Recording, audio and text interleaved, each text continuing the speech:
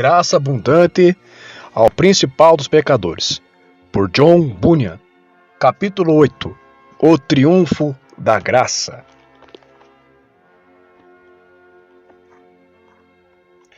Mais uma vez, o tentador começou a zombar da minha alma. E agora, de um modo diferente, dizendo que Cristo realmente tinha compaixão do meu estado e sentia muito por minha miséria. Entretanto, porque eu havia pecado e transgredido da maneira como fiz, ele não podia, de forma alguma, ajudar-me, nem salvar-me do que eu temia, pois meu pecado não era como os pecados daqueles pelos quais ele derramou seu sangue e morreu. Meu pecado também não era contado entre aqueles que estavam sobre ele no momento em que entregou sua vida no madeiro. Portanto, a não ser que Cristo descesse do céu e morresse novamente por este meu pecado, ele não poderia abençoar-me, embora se compadecesse grandemente de mim. Estas coisas podem parecer ridículas aos outros, tal como são ridículas por si mesmas, mas para mim eram as considerações mais atormentadoras. Cada uma delas aumentava minha miséria, que Jesus Cristo tinha tanto amor, de modo a compadecer-se de mim, embora isso não me servisse de auxílio. Eu não pensava que Cristo não me ajudava porque seus méritos eram pequenos ou porque sua graça e salvação já haviam sido empregadas na vida de outros. Antes, eu pensava que sua fidelidade às suas admoestações não lhe permitia estender sua misericórdia a mim. Ademais, como já sugeri, pensava que meu pecado estava fora dos limites do perdão envolvido numa promessa e, se estava fora, eu certamente sabia que seria mais fácil os céus e a terra passarem do que eu obter vida eterna. Então, o motivo dos meus temores surgiu de uma crença firme que eu tinha na imutabilidade da santa palavra de Deus e de ter sido mal informado a respeito da natureza do meu pecado. Oh, como isto aumentou a minha aflição! Considerar que eu era culpado de um pecado pelo qual ele não morreu. Esses pensamentos me aprisionavam além do alcance da fé e me confundiam tanto que eu não sabia o que fazer.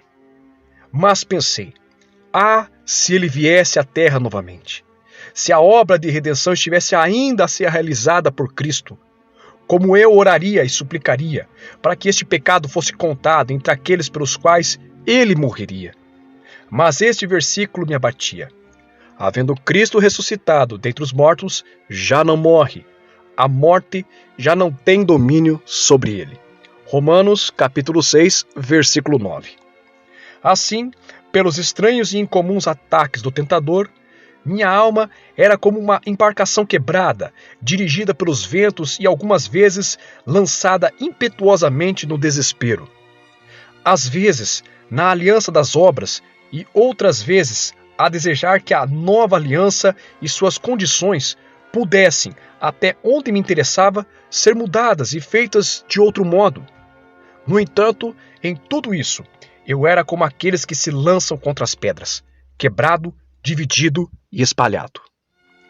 Oh, as imprevisíveis imaginações, pavores, amplas confusões e os medos e terrores que são causados por uma aplicação completa da culpa, rendendo-se ao desespero.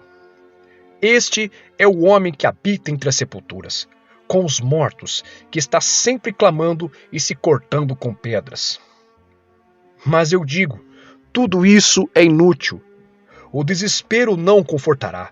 A antiga aliança não o salvará. Não, a terra e o céu passarão antes que um tio ou um i da palavra e da lei da graça falhem ou sejam removidos. Eu vi isso, senti isso e suspirei por causa disso.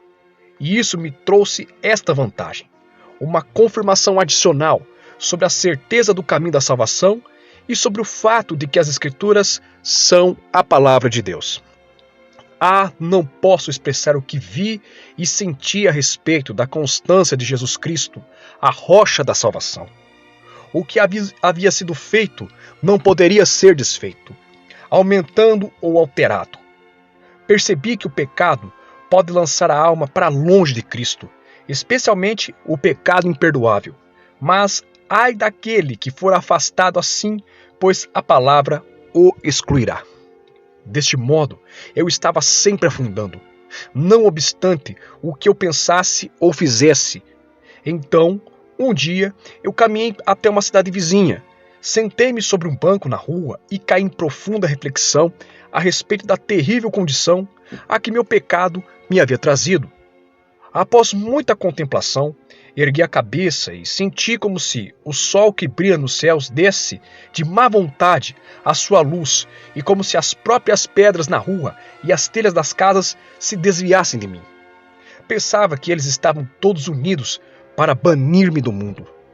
Eu lhes era abominável e inadequado para viver entre eles ou para ter parte nos benefícios que eles ofereciam, porque eu havia pecado contra o Salvador.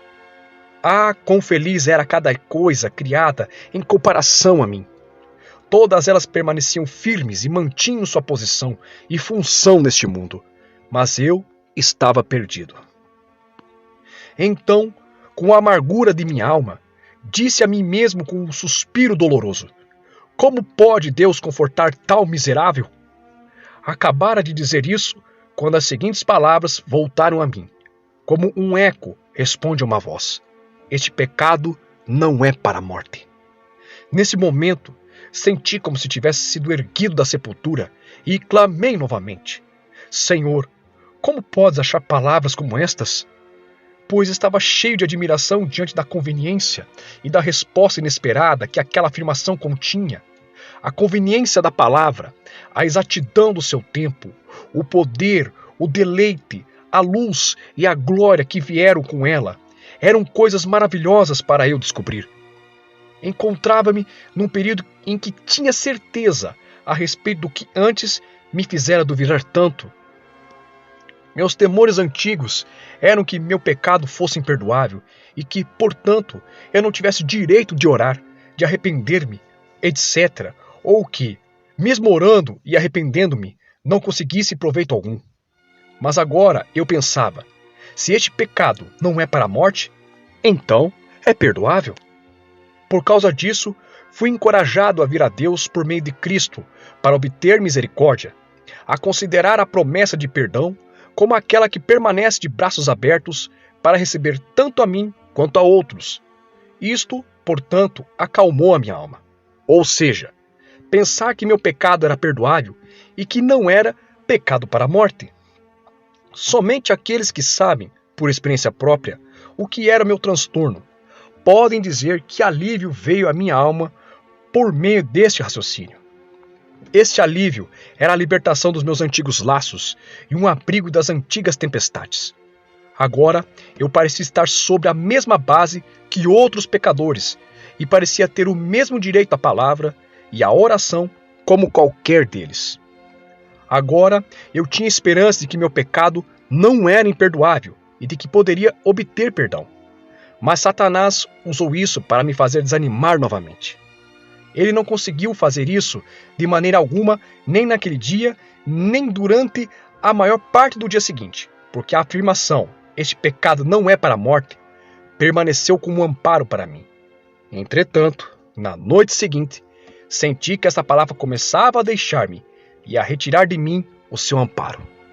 Então retornei aos meus antigos temores, mas fortemente ressentido e irritado, porque temia a dor do desespero, como se minha fé não pudesse reter essa palavra por muito tempo. Contudo, na noite seguinte, oprimido por tantos temores, busquei o Senhor, e enquanto orava, eu chorava, e a minha alma clamava ao Senhor nessas palavras de apelo veemente: ó Senhor, suplico que me mostres que me tens amado com amor infinito. Mal terminara de dizer isso, e as seguintes palavras vieram a mim de modo tão agradável, como um eco ou uma frase que ressoava: com amor eterno eu te amei. Jeremias capítulo 31, versículo 3. Então fui para a cama em paz e, quando acordei na manhã seguinte, essa frase estava ainda em minha alma e criei em suas palavras. Mas o tentador não me deixava. Por mais de 100 vezes ele lutou para tirar minha paz naquele dia. Oh, que grandes lutas e conflitos conheci! Enquanto lutava para agarrar-me àquele versículo, as palavras sobre Esaú moviam-se em minha frente como que brilhando. Às vezes eu oscilava entre sensações de alívio e abatimento por 20 vezes em uma hora. Mas Deus me susteve e conservou meu coração focalizado em sua palavra, da qual eu obtive, por vários dias seguidos, muita alegria e reconfortante esperança de perdão. Era assim que ela vinha a mim.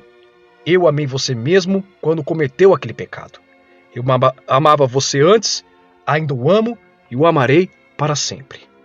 Contudo, eu via meu pecado como mais bárbaro, imundo e crime, e não pude deixar de concluir, com grande vergonha e assombro, que tinha insultado terrivelmente o Santo Filho de Deus.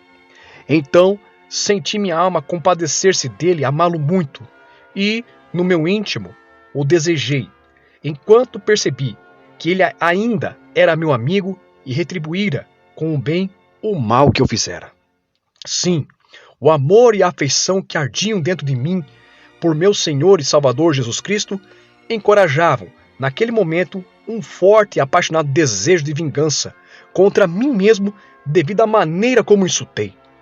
Para expressar com palavras o que eu pensava, diria que, se tivesse 4.500 litros de sangue em minhas veias, de boa vontade, eu os derramaria todos à ordem de meu Senhor e Salvador e aos seus pés.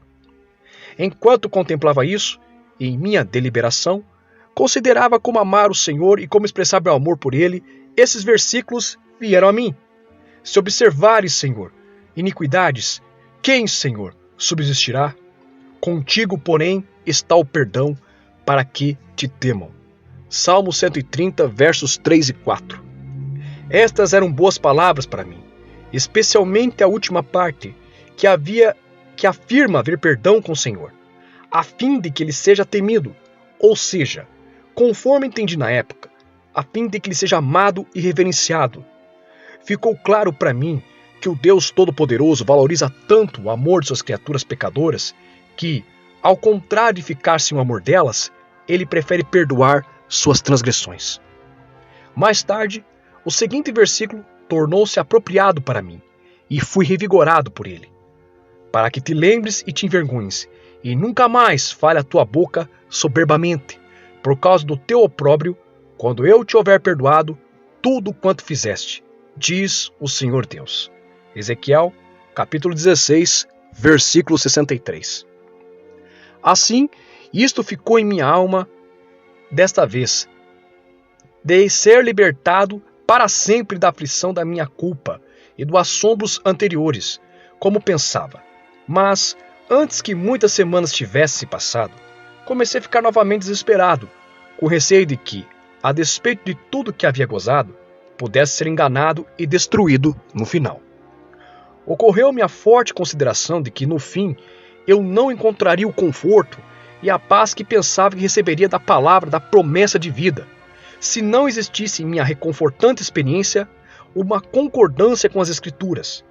Independentemente do que eu pensasse sobre isso, ou de quanto me apegasse a elas, pois a Escritura não pode falhar, João capítulo 10, versículo 35, então meu coração voltou a doer e temer um possível desapontamento no final.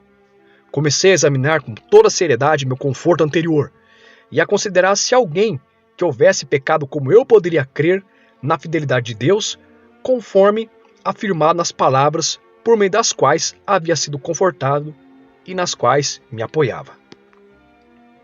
Mas essas palavras vieram à minha mente. É impossível, pois, que aqueles que uma vez foram iluminados e provaram o dom celestial e se tornaram participantes do Espírito Santo e provaram a boa palavra de Deus e os poderes do mundo vindouro e caíram, sim, é impossível outra vez renová-los para arrependimento. Hebreus capítulo 6, versículos 4 ao 6. Porque se vivermos deliberadamente em pecado, depois de termos recebido o pleno conhecimento da verdade, já não resta sacrifício pelos pecados. Pelo contrário, certa expectação horrível de juízo e fogo vingador, prestes a consumir os adversários. Hebreus capítulo 10, versículos 26 e 27.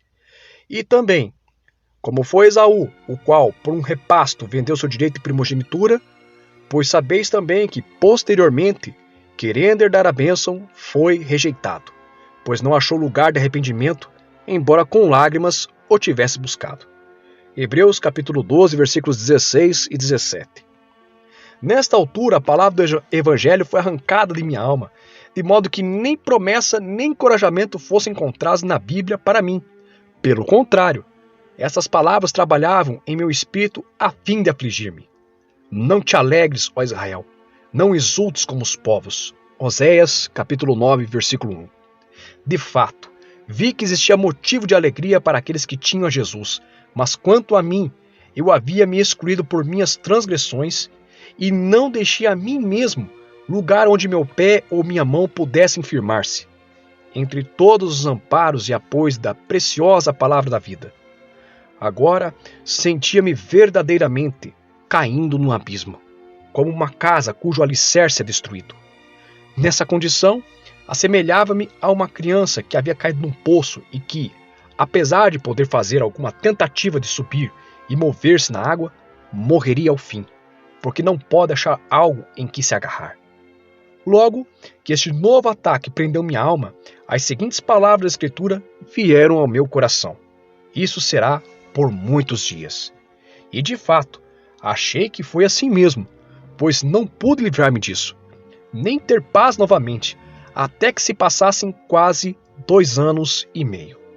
Apesar dessas palavras por si mesmas não me levarem ao desencorajamento, como eu temia que minha condição fosse eterna, elas eram, por vezes, úteis e reanimadoras, pois pensava, muitos dias, não significava para sempre. Muitos dias terão um fim. Assim, apesar de que seria afligido durante não poucos e sim muitos dias, estava feliz pelo fato de que isso seria apenas por muitos dias. Desse modo, às vezes, conseguia lembrar e ser encorajado, pois sempre que a palavra me vinha à mente, meu pensamento imediato era que minha aflição duraria um longo tempo. Mas esse encorajamento vinha somente em alguns momentos, uma vez que nem sempre pensava na frase, nem era auxiliado por ela quando fazia. Quando as Escrituras vieram a mim e me convenceram, uma vez mais, de meu pecado, as palavras de Lucas, capítulo 18, verso 1, entre outras, me encorajaram a orar. Então, mais uma vez, o tentador me atacou severamente, insinuando que nem a misericórdia de Deus, nem o sangue de Cristo possuíam qualquer preocupação comigo, e que não podiam auxiliar-me quanto ao meu pecado, sendo, portanto, em vão orar. Ainda assim, orarei, eu pensava. Mas, dizia o tentador, seu pecado é imperdoável? Bem, eu orarei, eu replicava. Isto é inútil, ele dizia. Ainda assim orarei, eu respondia. Então orei a Deus, e enquanto orava, proferi essas palavras. Senhor, Satanás me diz que nem a tua misericórdia nem o sangue de Cristo são suficientes para salvar minha alma. Senhor, eu honrarei a ti crendo que tu podes me salvar, e o fará ou a ele crendo que tu não me salvarás, nem o poderás fazê-lo? Senhor, eu alegremente te honrarei, crendo que tu podes e o farás. Assim estava eu diante do Senhor, quando esse versículo prendeu-se ao meu coração. Ó homem, grande é a tua fé. Mateus capítulo 15, versículo 28. Como se alguém tivesse me batido nas costas, enquanto eu estava de joelhos diante de Deus. Contudo, não fui capaz de crer que essa era uma oração de fé, até que se passassem quase 6 meses. Porque não pensava que tinha fé ou que houvesse uma palavra sobre a qual pudesse basear minha fé. Era como se ainda estivesse preso às garras do desespero e lamentasse por toda parte, num triste estado. Eu ansiava pelo esclarecimento dessa dúvida mais do que por qualquer outra coisa. Enquanto eu desejava intensamente saber se de fato havia esperança para mim, essas palavras fluíram em minha mente. Rejeita o Senhor para sempre? Acaso não torna a ser propício? Cessou perpetuamente a sua graça? Caducou a sua promessa para todas as gerações? Esqueceu-se Deus de ser benigno? Ou, na sua ira, terá ele reprimido as suas misericórdias? Salmo 77, versículos 7 ao 9. Durante todo o tempo em que essas palavras fluíam por minha mente, pensei ainda ter a seguinte resposta. A questão é, se ele rejeitou ou não. Pode ser que ele não tenha rejeitado? Sim, O questionamento parecia carregar em si uma afirmação segura de que, de fato, ele não rejeitaria, nem rejeitaria, mas seria favorável. Parecia afirmar que sua promessa não falha e que ele não esquecera de ser benigno, que não reprimira sua terna misericórdia. Ao mesmo tempo, havia algo em meu coração, um pensamento agradável que surgia de uma passagem da qual não me recordo agora, mas que me fizera concluir que sua misericórdia poderia não ter findado completamente, nem cessado para sempre. Lembro outra ocasião em que eu estava novamente sobrecarregado, com a incerteza sobre a suficiência do sangue de Cristo para salvar minha alma. Permaneci nesta dúvida desde a manhã até as 7 ou 8 horas da noite, quando, enfim, atingi o ponto de esgotamento, devido ao temor de que o sangue de Cristo não estivesse sobre mim. Essas palavras soaram de repente em meu coração. Ele pode. Eu pensei ter ouvido essa palavra, pode, em voz alta. Ela parecia-me uma palavra magnífica. Parecia estar escrita em letras grandes e afugentou meu medo e minha dúvida. Durante o tempo que permaneceu comigo, que foi por volta de um dia, de um modo que jamais me aconteceu em toda a minha vida, nem antes, nem desde então. Uma manhã, quando eu orava novamente e tremia com medo de que nenhuma palavra de Deus me pudesse socorrer, parte de um versículo entrou em minha mente como um dardo. A minha graça basta. Diante disso, parei de orar e de tremer, sentindo que talvez houvesse esperança. Oh, como é bom que Deus envie sua palavra. Por volta de 2 semanas antes, eu estava olhando esse mesmo texto e pensei que ele não poderia confortar a minha alma. Ofendido, eu joguei o meu livro. Pensei que tal promessa não era ampla o suficiente para incluir-me. Não é ampla o bastante. Mas agora era como se esse texto tivesse braços de graça tão longos que podiam envolver não só a mim, mas a muitos outros também. Essas palavras me confortaram por 7 ou 8 semanas, ainda que em meio a grandes conflitos. Às vezes, minha paz ia e vinha 20 vezes num dia. Por um instante, conforto, depois angústia. Por um momento, paz. Então, antes que eu prosseguisse um pouco, enchia-me de tanto medo e culpa quanto um coração podia suportar. Isso não ocorria somente de vez em quando, mas foi minha experiência por 7 semanas completas. A questão da suficiência da graça e da desistência de Esaú do seu direito de primogenitura era como uma balança de 2 pratos em minha mente. Cada prato por vezes subia e por vezes descia, trazendo-me paz ou angústia conforme o movimento. Portanto, ainda orava a Deus com a intenção de que ele gravasse esse versículo de modo mais completo em meu coração, ou seja, que ele me ajudasse a aplicar o versículo inteiro a mim mesmo, pois eu ainda não o podia. Aceitei o que Deus me deu do referido verso, mas, além disso, nada conseguia. As palavras, minha graça, basta, apenas me ajudaram a ter esperança de que houvesse misericórdia para mim. E apesar de não fazerem mais que isso, elas responderam à minha antiga indagação, de que havia esperança. Ainda mais, por ter sido deixado de fora o T, não fiquei satisfeito, mas orei a Deus a respeito disso também. Então, um dia, enquanto eu estava numa reunião com o povo de Deus, sentindo-me cheio de tristeza e terror por conta do retorno dos meus temores e pensando que minha alma não melhorara, mas que minha condição era mais triste e temerosa, essas palavras de súbito invadiram meus pensamentos com grande poder. Minha graça é suficiente a você. Minha graça é suficiente a você. Minha graça é suficiente a você. 3 vezes. A cada palavra era poderosa para mim, como minha e graça é suficiente e a você. Elas foram naquela ocasião, e às vezes ainda são, palavras muito mais magníficas que outras. Nesse tempo, meu entendimento foi tão iluminado que era como se eu tivesse visto o Senhor Jesus olhando do céu para mim, através do telhado e dirigindo essas palavras a mim. Por causa disso, voltei para casa pesaroso. Isso partiu meu coração e me encheu de alegria e me rebaixou ao nível do pó. Apenas sua glória e conforto reanimador não permaneceram comigo por muito tempo. Contudo, essas palavras continuaram comigo por várias semanas e me encorajaram a ter esperança. Mas, assim que sua poderosa ação foi removida de meu coração, aquele outro pensamento sobre Esaú voltou a mim como antes. Minha alma ficou novamente como que numa balança de 2 pratos. Às vezes subia, às vezes descia, no momento em paz e logo depois em terror. Permaneci assim por muitas semanas, oscilando entre o consolo e tormento. Às vezes, meu tormento era especialmente forte. Todas aquelas passagens em Hebreus, mencionadas antes, eram trazidas diante de mim como os únicos versos que me excluiriam do céu. Então, eu começava a arrepender-me de nunca ter pensado nisso antes e raciocinava comigo mesmo dessa maneira.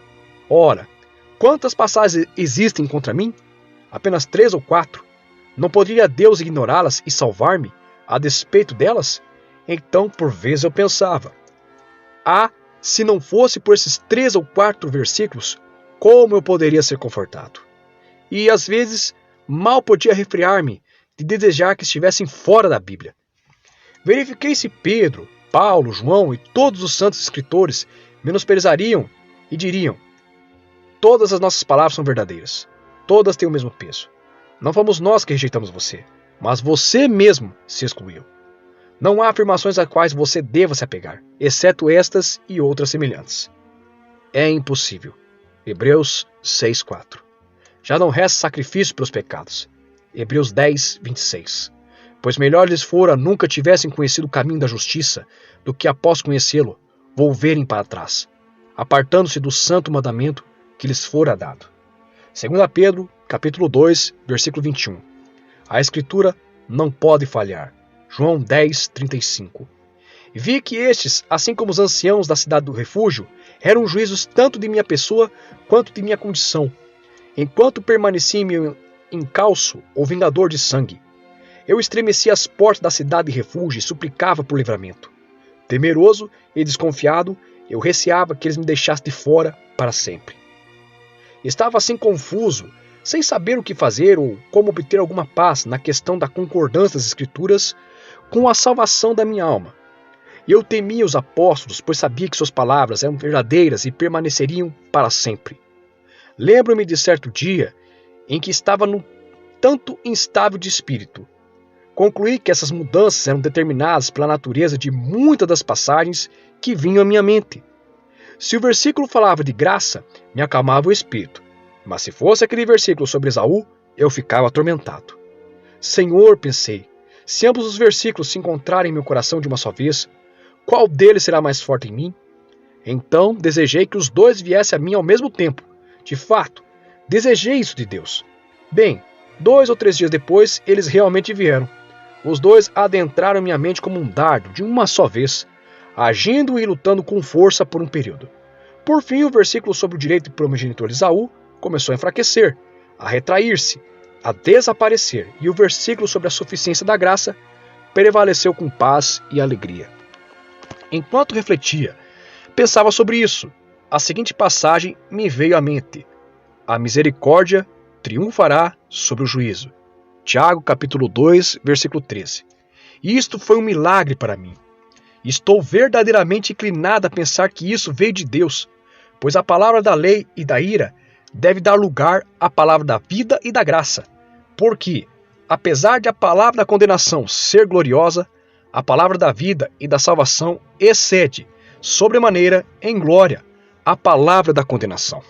2 Coríntios, capítulo 3, versículos 8 ao 11. Também Moisés e Elias desapareceram, deixando Cristo e os seus discípulos sozinhos. Marcos, capítulo 9, versículos 5 ao 8. Este versículo também era agradabilíssimo à minha alma. E o que vem a mim, de modo nenhum o lançarei fora. João, capítulo 6, versículo 37. Oh, que conforto encontrei nas palavras de modo nenhum. Era como se Jesus tivesse dito: de modo nenhum, haja o que houver, não importa o que ele tenha feito. Entretanto, Satanás trabalhou arduamente para tirar essa promessa de mim, dizendo-me que Cristo não se referia a mim e àqueles semelhantes a mim, e sim a pecadores de grau menor, que não tinham feito o que eu fiz. Mas eu o respondi novamente: Satanás, não há tal exceção nessas palavras. Elas dizem o que vem. Alguém, qualquer pessoa, o que vem a mim, de modo nenhum o lançarei fora. Ainda recordo bem que de todas as astúcias que Satanás usava para tirar de mim esse versículo, a que ele mais utilizava era a pergunta: mas você vai a Jesus da maneira correta? Acho que ele me perguntava isso porque pensava que eu entendia perfeitamente bem o significado de vir da maneira correta. Para mim, vir da maneira correta significava vir como eu era, um pecador vil e ímpio, e lançar-me nesse estado aos pés da misericórdia, condenando a mim mesmo por meu pecado. Se alguma vez, em toda a minha vida, Satanás e eu lutamos a respeito de alguma palavra de Deus, foi sobre esta boa palavra de Cristo. Satanás de um lado, eu de outro. Ó, que luta tivemos! Foi a respeito desse versículo do Evangelho de João que tanto lutamos. Ele insistia num lado e eu em outro. Mas Deus seja louvado, eu o venci, e minha alma foi abençoada com a graça do versículo referido. A despeito de todo o alívio e das abençoadas palavras de graça, aquele versículo sobre Esaú, vendendo seu direito de primogenitura, às vezes ainda me angustiava a consciência. Embora eu houvesse sido recentemente confortado, de modo tão gracioso, quando aquele versículo adentrava minha mente, me fazia temer outra vez. Eu não conseguia me livrar dele, ele ficava comigo todos os dias. Então adotei um procedimento diferente, que consistia em considerar a natureza desse pensamento blasfemo, ou seja, eu daria a cada palavra seu sentido mais amplo e permitiria que cada uma delas tivesse sua importância e intentos naturais. Após ter considerado as coisas desta maneira, achei que se as palavras fossem tomadas honestamente, corresponderiam a isto. De bom grado, eu havia deixado ao Senhor Jesus Cristo a escolha de ser ou não meu Salvador, a semelhança do que aconteceu com as más palavras. Deixe-o ir, se é isso que ele quer. Então, esta passagem me deu esperança. De maneira alguma te deixarei. Nunca, jamais te abandonarei. Hebreus capítulo 13, versículo 5. Ó Senhor, disse, eu te deixei. Novamente o verso me respondeu, mas eu não te deixarei. Também agradeci a Deus por isso. Entretanto, temia que ele me deixasse e achei extremamente difícil confiar nele, vendo o quanto eu o havia ofendido. Eu teria ficado muitíssimo feliz se esse pensamento nunca me tivesse ocorrido, porque naquele momento pensei, poderia ter me apoiado sobre a graça dele com maior tranquilidade e mais liberdade. Vi que comigo ocorria o mesmo que ocorreu com os irmãos de José. A culpa de sua própria iniquidade sempre os enchia de temores de que seu irmão, no fim, os desprezaria. Gênesis capítulo 50, versículos 15 ao 17. Todavia, de todas as passagens com que me deparei até aqui, o versículo de Josué 20, que fala do culpado de homicídio, o qual tinha de buscar refúgio, deu-me maior conforto. Se o vingador de sangue o perseguisse, os anciãos da cidade de refúgio não lhe entregariam nas mãos o homicida. Portanto, feriu ao seu próximo sem querer, e não aborrecia antes. Josué capítulo 20, versículo 5. Ah, bendito seja Deus por esta palavra. Estava convencido de que eu era o culpado de homicídio e sentia com grande pavor que o vingador de sangue estava me perseguindo. Agora somente me restava perguntar se eu tinha ou não o direito de adentrar a cidade de refúgio. Então, descobri que aquele que faz emboscada para derramar sangue não pode entrar. Não o assassino intencional, e sim o que fez involuntariamente, aquele que o fez sem querer, sem maldade ou malícia ou rancor, aquele que derramou sangue inadvertidamente, aquele que não aborrecera seu próximo antes. Pensei, na verdade, sou o homem que deve entrar, pois feri meu próximo, sem querer e não o aborrecia antes. Não o aborrecia antes? Não, eu orava a ele. Em minha consciência, me afligia o pecado que cometia contra ele. De fato, lutei contra essa perversa tentação por 12 meses, e mesmo quando ela surgia em meu coração, isso ocorria involuntariamente. Por essa razão, acreditei ter o direito de entrar na cidade, e os anciãos, que são os apóstolos, não deveriam entregar-me. Isso, por conseguinte, foi um grande conforto para mim, e deu-me motivo de esperança.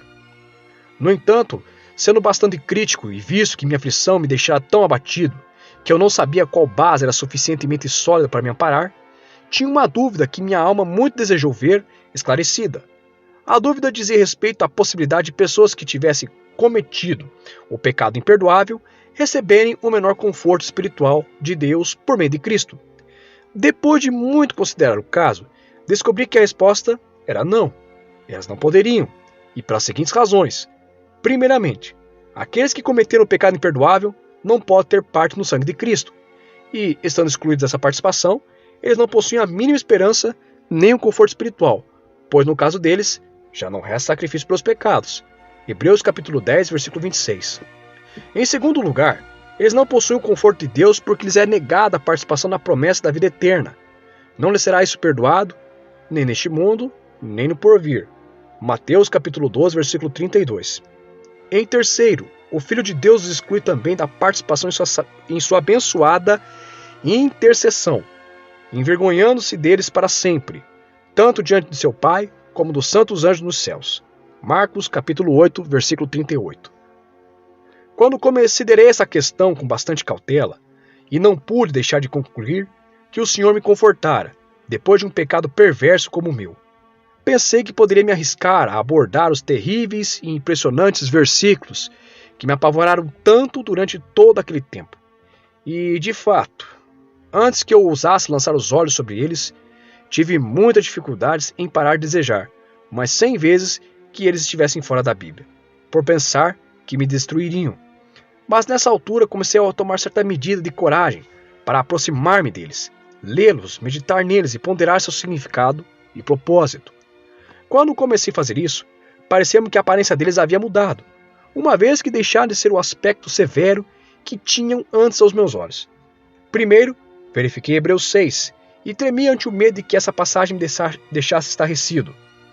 Mas depois de refletir sobre ela, descobri que o termo caíram significava apostatar, ou seja, conforme entendi, um abandono e uma absoluta negação do Evangelho, bem como da remissão dos pecados por Jesus Cristo, visto que o autor começa sua argumentação a partir desses ensinos.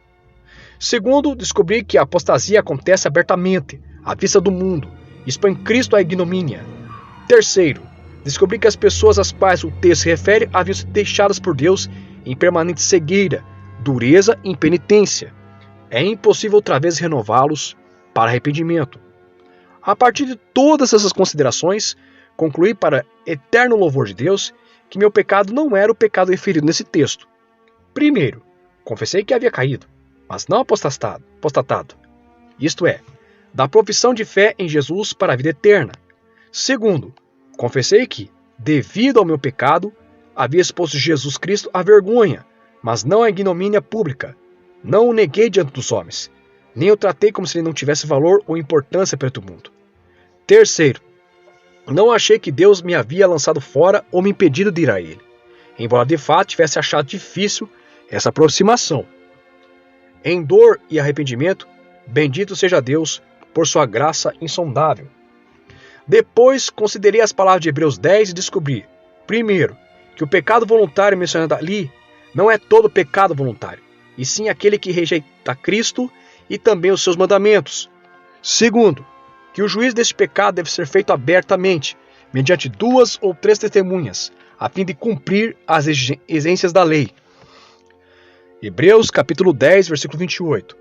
Terceiro, que este pecado não pode ser cometido sem contristar grandemente o Espírito da graça, menosprezando suas dissuasões quanto à prática deste pecado e suas persuasões no sentido de não cometê-lo. Mas o Senhor sabe que, apesar de meu pecado não ter sido realmente vil, não chegou a esse ponto. No tocante a Hebreus 12, que fala a respeito de Esaú, vendendo seu direito de primogenitura, embora este fosse o trecho que me destruía e permanecia como uma lança que apontava diretamente para mim, eu agora considerava, primeiro, o pensamento de Esaú não era um pensamento precipitado, que era contrário ao seu caráter. O pensamento de Esaú foi adotado e posto em prática voluntariamente, após muita deliberação. Gênesis capítulo 25, versículo 34. Segundo, foi um ato aberto, público, diante de seu irmão, se não ocorreu também na presença de muitos outros, e isto fez seu pecado muito mais abominável. Terceiro, ele continuou a menosprezar sua primogenitura, comeu e bebeu, seguiu seu caminho. Assim, Esaú desprezou seu direito de primogenitura. De fato, 20 anos depois, ele ainda o desprezou. Então disse Esaú: Eu tenho muitos bens, meu irmão. Guarda o que tens. Agora, a respeito de Esaú ter buscado o lugar de arrependimento, pensei, primeiramente, que não fizera pela primogenitura, mas pela bênção. O apóstolo deixa isso claro, e o próprio Esaú o evidencia. Tirou-me o direito de primogenitura, ou seja, no passado e agora usurpa a bênção que era minha.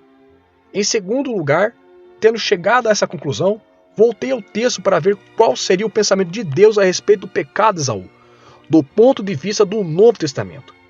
Até onde pude entender, este foi o pensamento de Deus. A primogenitura significava a regeneração, e a bênção da herança eterna, como o apóstolo parece sugerir, nem haja algum profano, como foi Esaú, o qual por um repasse vendeu seu direito de primogenitura, como se tensionasse dizer que as pessoas que agem assim renegam todos aqueles benditos direitos que devem ser vistos como obra de Deus sobre elas, levando-as a um novo nascimento, para que não se tornem como Esaú e sejam rejeitadas posteriormente, ainda que desejem herdar a bênção. Pois há muitos que no tempo da graça e misericórdia desprezam essas coisas, que são, de fato, o direito de primogenitura que conduz ao céu. Mas quando o dia decisivo chegar, eles clamarão como Esaú: Senhor, abre-nos a porta. Então, à semelhança de Isaque, que não podia reverter a bênção, Deus Pai também não o fará. Ele dirá: Eu os abençoei, e certamente lhes serão abençoados. Entretanto, quanto a vocês, apartem-se de mim, todos os que praticam iniquidades. Depois que considerei esses versículos e descobri que entendê-los dessa maneira não era contrário, e sim coerente com outros versículos, fiquei mais encorajado e confortado. Isso também enfraqueceu a objeção de que as Escrituras não podiam consentir com a salvação de minha alma. Agora restava apenas a última parte da tempestade. Os trovões haviam passado, somente alguns pingos ainda persistiam e continuariam a cair sobre mim. Mas, visto que meus antigos terrores e angústias eram demasiados dolorosos e profundos, isso aconteceria frequentemente, assim como acontece aos que têm medo do fogo. E eu pensava que cada voz dizia: fogo, fogo! Cada mínimo toque feriria a minha sensível consciência. Eu ainda tinha a consciência um tanto ferida e temia que nem tudo estivesse bem quando, um dia, enquanto andava pelo campo, as seguintes palavras subitamente adentraram minha alma: Sua justiça está no céu. Além disso, pensei ter visto, com os olhos da minha alma, Jesus Cristo à destra de Deus. Minha justiça estava no céu, de modo que, onde quer que eu estivesse, eu, independentemente do que eu fizesse, Deus não poderia dizer a respeito de mim: Ele necessita da minha justiça, pois minha justiça estava bem diante dele. Além disso, vi que não era meu bom estado de coração que faria a minha justiça ser melhor, ser meu estado precário que tornaria pior a minha justiça, uma vez que minha justiça era o próprio Jesus Cristo, e que é o mesmo ontem, hoje e para sempre. Hebreus capítulo 13, versículo 8. Agora as correntes caíram das minhas pernas. Fui liberto de minhas aflições e grilhões. As tentações fugiram, de forma que, nesse tempo, aqueles apavorantes versículos pararam de me inquietar. Eu fui para casa rejubilando na graça e no amor de Deus, e quando cheguei, tentei encontrar aquele versículo: Sua justiça está no céu. Mas não consegui. Então meu coração começou a desanimar novamente. As únicas palavras que vieram à minha mente foram estas: Mas vós sois dele, em Cristo Jesus, o qual se tornou, da parte de Deus, sabedoria, justiça, santificação e redenção. 1 Coríntios, capítulo 1, versículo 30. Dessas palavras, percebi que a outra afirmação era verdadeira, pois vi nesse versículo que, assim como o homem, Cristo Jesus, é distinto de nós por sua presença física, assim também ele é nossa justiça e santificação diante de Deus. Tendo chegado a esse ponto, descansei muito confortavelmente, por algum tempo, em paz com Deus e por meio de Cristo. Ah, pensei, Cristo, perante meus olhos nada havia além de Cristo. Agora eu olhava não somente para esse e outros benefícios de Cristo, tais como seu sangue morte ou ressurreição, separadamente, mas considerava-o como Cristo completo, como o único em que tudo isso e as demais coisas, suas virtudes, relações, ofícios e operações, encontravam-se. Também pensava nele assentado à destra de Deus no céu. Era glorioso ver sua exaltação, o valor e a vantagem de todos os seus favores, porque agora eu podia olhar de mim para ele e considerar que todas aquelas graças de Deus, ainda novas para mim, eram como aquelas moedas de prata rachadas e os poucos trocados que os homens ricos carregam em suas bolsas, enquanto o ouro que tem encontra-se dentro de seus baús, em casa. Vi que meu ouro estava dentro do meu baú em casa, em Cristo, meu Senhor e Salvador. Agora Cristo era tudo, toda a minha justiça, toda a minha santificação e toda a minha redenção. Além disso, o Senhor também me levou ao mistério da união com o Filho de Deus. O mistério em que eu estava unido com ele. Era a carne de sua carne, osso de seus ossos. Aquelas palavras em Efésios eram agradáveis para mim. Efésios capítulo 5, verso 30. Por causa disso, minha fé nele e em sua justiça era mais confirmadas em mim. Se ele e eu éramos um, então sua justiça era minha. Seus méritos eram meus, sua vitória também era minha. Agora podia ver-me no céu e na terra ao mesmo tempo. No céu por meio do meu Cristo, meu cabeça, minha justiça e vida. E na terra por meu corpo ou pessoa. Agora eu via que Cristo Jesus era contemplado por Deus e que deveria também ser contemplado por nós como aquela pessoa comum ou pública em que todo o corpo de seus eleitos será sempre contado e considerado. Isto é, cumprimos a lei por meio dele, morremos por meio dele, ressuscitamos dentre os mortos por meio dele, somos vitoriosos sobre o pecado, a morte, o diabo, o inferno, por meio dele. Quando ele morreu, nós morremos, e o mesmo se dá com a ressurreição. Os vossos mortos e também o meu cadáver viverão e ressuscitarão, ele diz. Isaías capítulo 26, verso 19. E novamente, depois de 2 dias, nos revigorará ao terceiro dia e viveremos diante dele. Oséias capítulo 6, versículo 2. E isso foi cumprido ao assentar-se o Filho do Homem à destra da majestade nos céus. De acordo com aquele versículo de Efésios, Deus nos ressuscitou juntamente com ele e nos fez assentar nos lugares celestiais em Cristo Jesus. Efésios capítulo 2, verso 6. Esses abençoados versículos e considerações, bem como muitos outros como eles, cintilaram diante de meus olhos naqueles dias, de um modo que me fizeram dizer: louvai a Deus no seu santuário, louvai-o no firmamento, obra do seu poder, louvai-o pelos seus poderosos feitos, louvai-o consoante a sua muita grandeza. Salmo 150, versículos 1 e 2.